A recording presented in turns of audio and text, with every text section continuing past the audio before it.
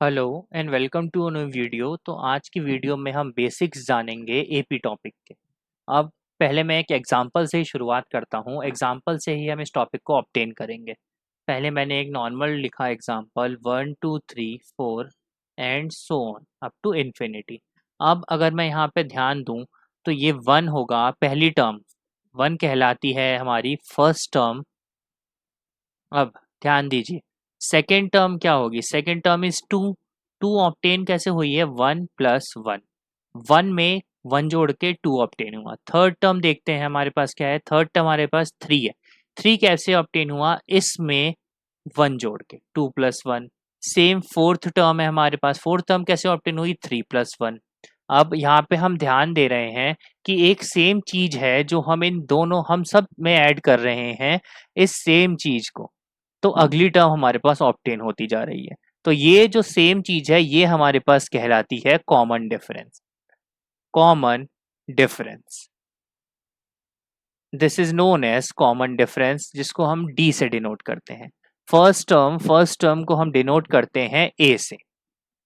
अब यानी कि अगर मैं यहाँ पे एपी की एक डेफिनेशन बनाना चाहूँ तो वो डेफिनेशन होगी: arithmetic progression is a list of numbers in which each term is obtained by adding a fixed number to the preceding term except the first term। यानी कि यही चीज, अगली टर्म जो ऑब्टेन होती है वो एक फिक्स्ड चीज उसमें पिछली टर्म में ऐड करके ऑब्टेन हो रही होती है। यानी कि अगर मैं इसको एक जनरल फॉर्म में बनाना चाहूँ तो फर्स्ट टर्म हमने अभी तक कंसिडर करी थी। फर्स्ट टर्म हमारे पास मानी थी हमने एक वेरिएबल की फॉर्म में ए।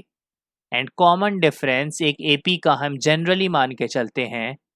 कॉमन डिफरेंस को हम लेते हैं डी। तो एपी की आपकी एक जनरल फॉर्म हो जाएगी: first term is A, then second में ए प्लस डी होता है, थर्ड टर्म जो आपकी हो जाती है वो A plus two D, and fourth term जो हो जाती है वो A plus three D, and so goes on, जहाँ तक कि हमारे पास वो एपी है। अब यहाँ पे ध्यान देने वाली बात है, एपी हमारे पास दो तरीके के होते हैं। पहला एपी जो होता है वो हमारे पास होता है infinite AP, infinite arithmetic progression. Second one is non infinite. Non infinite और इनफाइनाइट ये दो तरीके के हमारे पास एपी होते हैं। इनफाइनाइट का मतलब क्या होगा कि हमें ये नहीं पता है कि उस एपी की लास्ट टर्म क्या है। वो सो गोज ऑन, वो चलते ही जा रहा है, लास्ट टर्म हमें नहीं पता है।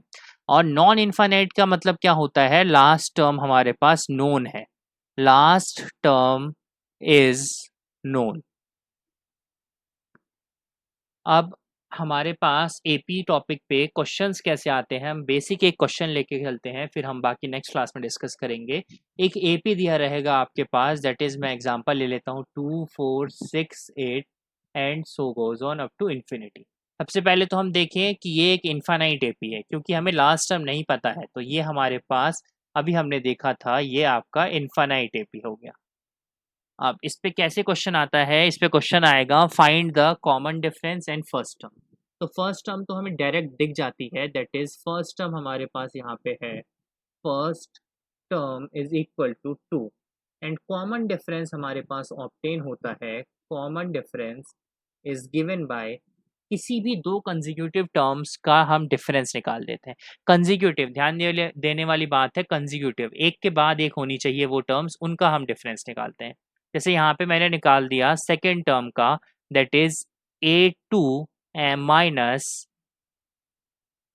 ए वन। अब सेकेंड टर्म मेरे पास है four and first term is मेरे पास टू, तो मेरे पास कॉमन डिफरेंस आ गया टू।